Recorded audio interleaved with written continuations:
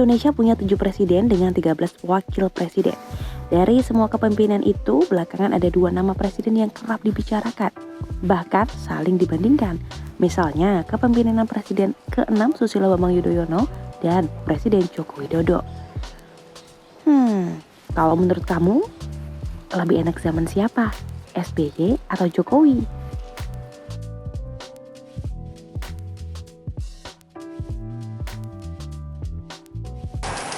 Pak Jokowi sih. Kalau ditanya lebih seneng atau enggak, agak bingung ya, soalnya sama-sama aja sih sebenarnya. Kalau saya pribadi sih lebih suka ke SBY ya Pak ya. Enakan zaman SBY ya. Aku lebih suka zamannya Jokowi. Sama sih, tapi gue lebih mungkin ngerasain zaman Jokowi ya.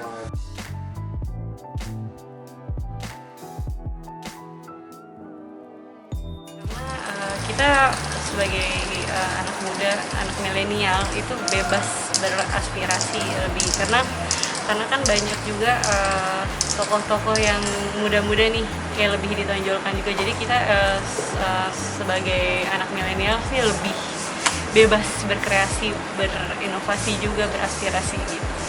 Di Pak SBY 2 periode cari aman.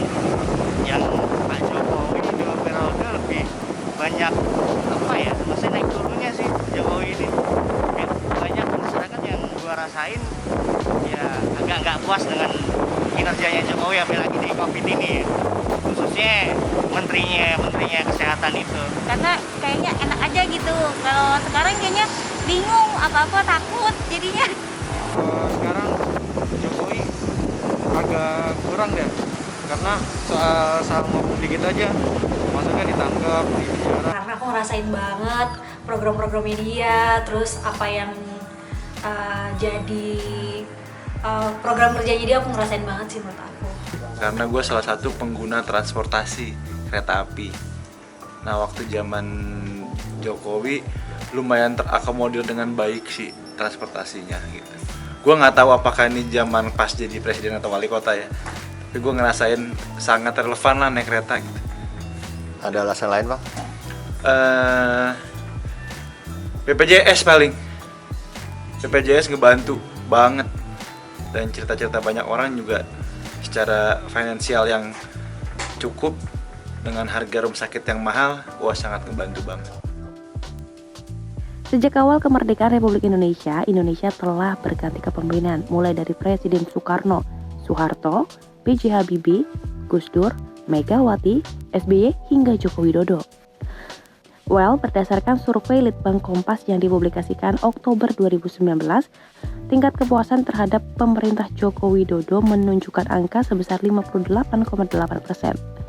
Meski mayoritas responden merasa puas, namun angka ini menurun dari survei Litbang Kompas sebelumnya, yaitu 65,1%.